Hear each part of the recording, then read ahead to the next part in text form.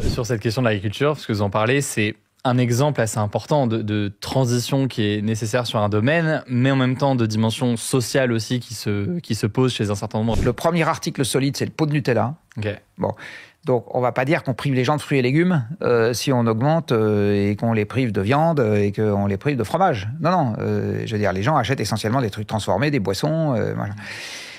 Bon, ce qui est tout à fait légitime, me semble-t-il, parce que il faut savoir que la profession agricole n'est globalement, même s'il y a quelques céréaliers qui se portent bien, c'est quand même pas c'est pas là qu'on fait fortune, quoi. Je veux dire, il vaut mieux aller bosser dans une banque d'affaires pour ça. C'est souvent plutôt l'inverse.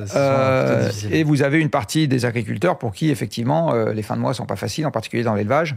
Sur cette question de l'agriculture, parce que vous en parlez, c'est un exemple assez important de transition qui est nécessaire sur un domaine, mais en même temps de dimension sociale aussi qui se pose chez un certain nombre d'agriculteurs. Et je pense que du coup, forcément, c'est des choses qui ont été soulevées dans le cadre de votre travail. C'est typiquement un des sujets, on le voit là en ce moment avec la question de la loi du plomb. Il y a ceux qui le défendent, notamment la FNSEA, qui est un puissant syndicat agricole, et certains agriculteurs qui disent c'est indispensable, que ce soit en matière de pesticides ou autre. Et puis de l'autre côté, il y en a, alors que ce soit d'autres agriculteurs ou alors des scientifiques ou des chercheurs qui disent oui, mais attention parce que ça pose d'autres enjeux derrière. Dans la consultation en question, là, alors on a essayé de corriger les réponses qu'on avait, qui étaient des réponses spontanées, de tous les biais possibles sur l'échantillonnage, etc. On a eu quelques résultats très intéressants. D'abord, je me souviens plus du chiffre exact, mais enfin, c'est de l'ordre de 80% des agriculteurs qui ont répondu qui s'estiment mal représentés dans le débat public. Ça veut dire que ni du côté du ministère, ni du côté des syndicats importants, ils n'ont l'impression que leur point de vue est correctement relayé. C'est intéressant à savoir. Vous en avez quasiment 90% qui nous ont dit nous, la transition, on est d'accord pour la faire. La seule condition qu'on y met, c'est que économiquement, ça nous plombe pas. Bon, ce qui est tout à fait légitime, me semble-t-il, parce que il faut savoir que la profession agricole n'est globalement, même s'il y a quelques céréaliers qui se portent bien, c'est quand même pas c'est pas là qu'on fait fortune, quoi. Je veux dire, il vaut mieux aller bosser dans une banque d'affaires pour ça. C'est souvent plutôt l'inverse. Et vous avez une partie des agriculteurs pour qui, effectivement, les fins de mois sont pas faciles, en particulier dans l'élevage. En ce qui concerne les craintes qu'ils peuvent avoir, il y en a aussi, alors c'est pareil, je me souviens pas des pourcentages exacts, mais enfin de l'ordre de 80% qui disent que les phytosanitaires, ça les rend inquiets pour leur santé. Peut-être 2/3, enfin bon, un pourcentage très important. Et en fait, je pense que les gens, s'ils pouvaient s'en passer, ils seraient contents. Simplement, à partir du moment où on se passe de phytosanitaire, les rendements diminuent, parce que de temps en temps, vous avez des petites bêtes qui viennent boulotter une partie de la récolte. Donc, il faut accepter qu'à l'aval, vous ayez des volumes un peu moins importants et des prix plus élevés. Bon. Sauf que si déjà financièrement... Donc, ça veut dire que nous, il faut qu'on accepte le prix à payer pour ça. Alors, le prix à payer n'est pas nécessairement très élevé, parce qu'il faut savoir qu'il n'y a que 1% de ce qu'on gagne qui va servir à rémunérer la production de la nourriture qu'on mange. Et que 1% de ce qu'on gagne, vous voulez dire en tant que votre salaire est le mien, votre salaire, le mien, Ouais. salaire de la personne qui nous filme, etc. Ouais. Eh bien, c'est 1% de ce qu'on gagne qui va rémunérer ce qui nous sert à manger. Quand vous achetez ça, là, c'est petits pains au chocolat, là-dedans, vous allez payer tout sauf de la nourriture. Vous allez payer des intermédiaires, alors c'est de la valeur ajoutée, des gens qui ont transporté, des gens qui ont transformé, des gens qui ont emballé, des gens qui ont construit la boulangerie, des gens qui ont construit les emballages dans lesquels on a transporté la farine, etc. Les intérêts du banquier qui prête au boulanger, qui prête, etc. etc.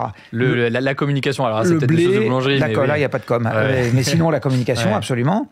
Dans cette affaire-là, le blé, les graines de cacao, enfin parce que les pains au chocolat là, le sucre et le beurre, ça va représenter 10% de ce que vous allez acheter, même pas. D'accord, donc et quand on passe le ticket de caisse, quand on passe la caisse du magasin, n'importe quelle grande surface, eh bien il y a que 7% du ticket de caisse qui va à l'agriculteur. Tout le reste à payer autre chose. Encore une fois, du transport, des emballages, les gens qui bossent dans le magasin, les gens qui font la pub, autre chose. Mais les transformateurs, les salariés de chez Danone, les salariés qui fabriquent les pots en plastique, mais pas la nourriture elle-même. Donc, à partir du moment où la nourriture, c'est 1% de ce qu'on gagne, on peut se dire que si ça passe à 2%, on n'en mourra pas. Et si c'est le prix à payer pour qu'on ait une agriculture très vertueuse, ça vaut peut-être le coup de s'y pencher. Voilà. Mais il y a effectivement, mais là aussi, ça pose là une question pour certaines personnes qui auraient moins de moyens, qui pourraient s'inquiéter et se dire mais quel impact cela va avoir pour moi. 1%, 80% de la population française a les moyens. Par ailleurs, il faut savoir qu'il y a aussi un problème de régime alimentaire, véhiculé par ailleurs par la puissance des marques. Je vais donner deux exemples. Le premier, c'est que je ne sais pas si vous connaissez les articles les plus vendus en grande distribution. Non. Alors, 8 articles sur les 10 les plus vendus, c'est des boissons. Ouais. Là-dedans, vous avez la bouteille de pastis. Des sodas. Vous avez le pack d'eau en bouteille, 6 bouteilles. Ouais. Vous avez la bouteille de coca de 1,5 litre. Ouais. Le premier article solide, c'est le pot de Nutella. Okay. Bon. Donc, on ne va pas dire qu'on prive les gens de fruits et légumes si on augmente et qu'on les prive de viande et qu'on les prive de fromage. Non. Je veux dire, les gens achètent essentiellement des trucs transformés, des boissons. Voilà.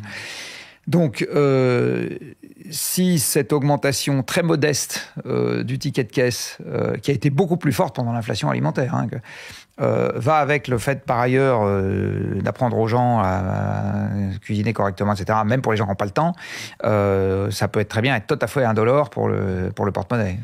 Et ça vous semble indispensable? C'est-à-dire que sur la question de l'agriculture et de l'alimentation, la conséquence, s'il y a une transition qui s'opère dans ce domaine-là, la conséquence sera nécessairement une augmentation des prix? Oui, mais comme je le disais, elle est parfaitement supportable à l'aval. Après, elle n'est pas supportable à l'amont, sans protection contre la concurrence. Donc la première mesure économique que les agriculteurs ont demandé dans la consultation, c'est qu'on les protège de la concurrence à partir du moment où la concurrence n'a pas les mêmes méthodes culturales et les mêmes méthodes d'élevage. Donc si on interdit les phytosanitaires ici, on ne peut pas autoriser les phytosanitaires sur les cultures d'importation qui permettent de garder les rendements alors que nous, on les dégraderait chez nous, etc., etc. Donc ça, c'est la première mesure que les gens demandent. Et puis après, il y a évidemment un sujet sur le rapport avec la grande distribution, puisque vous avez une pyramide inversée dans cette histoire. C'est-à-dire vous avez 400 000 agriculteurs, 500 industriels transformateurs et 6 centrales d'achat. Donc c'est pas l'agriculteur qui fait la loi. Mais par contre, ça peut être l'État ou la puissance publique. Donc moi, ce que je soutiens, c'est que plutôt que de dire les règles sont ce qu'elles sont, et on va permettre aux agriculteurs de faire comme les autres, parce que sinon, économiquement, ils meurent. Moi, je dis, on peut changer les règles et de dire, qu'est-ce que ça coûte d'avoir une agriculture qui soit durable et qui soit à la fois bonne pour l'environnement et la santé. Et si ça coûte ça, on décide de faire ça. Et à ce moment, on regarde comment on change les règles du jeu pour que les échanges transfrontaliers ne viennent pas perturber ce qu'on a décidé de faire chez nous. Alors, cette vidéo revient sur les tensions autour de la transition agricole en France. Avec l'intervention de Jean-Marc Jancovici, elle met en lumière les difficultés économiques rencontrées par les agriculteurs. Le débat sur l'usage des pesticides et la faible part des revenus qui leur revient dans la chaîne de valeur. Le constat soulève tout simplement des enjeux à la fois environnementaux, sociaux et commerciaux, notamment face à la concurrence internationale. Faut-il repenser la répartition des revenus dans l'agroalimentaire ou tout simplement comment concilier durabilité écologique et rentabilité économique pour les agriculteurs? Dites-le nous en commentaire tout simplement. Et si ce type d'analyse vous intéresse, abonnez-vous à la chaîne pour ne pas manquer les prochaines vidéos sur l'actualité politique et sociétale dans le monde. À tout de suite.